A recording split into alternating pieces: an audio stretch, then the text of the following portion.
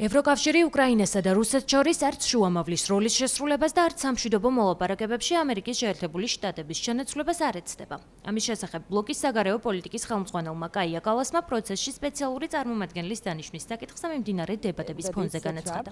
ეს თემა, რომელმაც ძევ სახელმწიფოებს შორის ასლთა სხვადასხვაობა და შესაძლო კანდიდატებთან დაკავშირებით ინტენსიური სპეკულაციები გამოიწვია, ხუთშაბათს კვიპროსის ქალაქ ლიმასოლში საგარეო საქმეთა მინისტრების არაფორმალური შეხვედრის მთავარი საკითხი იყო.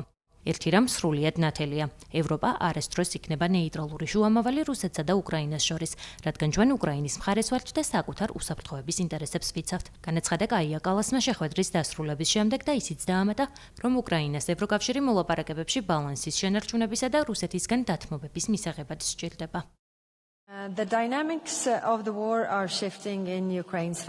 ომის დინამიკა უკრაინის სასარგებლოდ იცვლება. რუსეთის სუსტ პოზიციაშია როგორც სამხედრო, ისე ეკონომიკური და დიპლომატიური თვალსაზრისით. თუმცა კიევზე ბოლო დარტყმებმა აჩვენა, რომ რუსეთი მშვიდობისადმი რეალურ ინტერესს კვლავ არ იჩენს. ეს დღეს მინისტრების მკაფიო პოზიციაც იყო.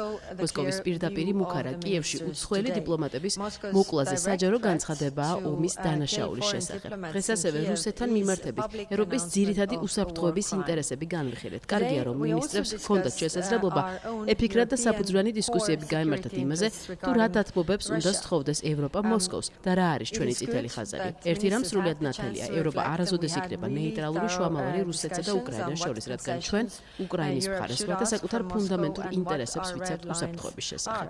უპირობო ცეცხლის შეწყვეტა ნებისმიერი სამშვიდობო მოლაპარაკებების წინაპირობაა. დღეს მინისტრებმა ამასაც მკაფიოდ გაუსვეს ხაზი. რუსეთმა უნდა შეწყვეტოს დივერსიული ოპერაციები, კიბერშეტევები, არჩევნებში ჩარევა და ევროპის მასშტაბით საჰაერო სივრცის დარღვევები. უკრაინის სამხედრო შესაძლებლობების შეზღუდვა იმ დროს, როცა რუსეთი გადაიარაღების პროცესშია, ევროპის უსაფრთხოებას პირდაპირ საფრთხეს უქმნის. თუ უკრაინის არმიაზე დაწესდება ლიმიტები, მაშინ შეზღუდვები რუსეთსაც უნდა შეეხოს. ოკუპირებული უკრაინული ტერიტორიების სამართლებრივი აღიარება ვერ მოხდება. პასუხისმგებლობის საკითხი უნდა დადგეს და ეს ძალიან მნიშვნელოვანია. რუსეთმა საერთაშორისო გამოძიებასთან უნდა ითანამშრომლოს და მის მიერ გამოწვეული ნგრევის საფასური აანაზღაუროს. ნებისმიერმა სამშვიდობო შეთანხმებამ სრულად უნდა აღიაროს უკრაინის სუვერენიტეტი, დამოუკიდებლობა და უფლება თავად აირჩიოს საკუთარი ალიანსები. ამერიკის შეერთებული შტატების ხელმძღვანელობით მიმდინარე მოლაპარაკებების პროცესი უკრაინასა და რუსეთს შორის ახლა გაყინულია. თეთრი სახლის დიპლომატიური ენერგია ახლო აღმოსავლეთში კონფლიქტის დაწყებამ სრულად შთანთქა და უკრაინა უკანა პლანზე გადაიყვანა. თუმცა ეს არ ნიშნავს, რომ ვაშინგტონის ადგილს ახლა ბრიუსელი დაიკავებს. ჩვენი ყველა ძალისხმევა ამერიკის შეერთებული შტატების ძალისხმევას უნდა ავსებდეს, ამბობს კაია კალასი. მისივე განმარტებით ევროკავშირი იმაზე ამახვილებს ყურადღებას, რაც ამ პროცესს მიღმა დარჩა.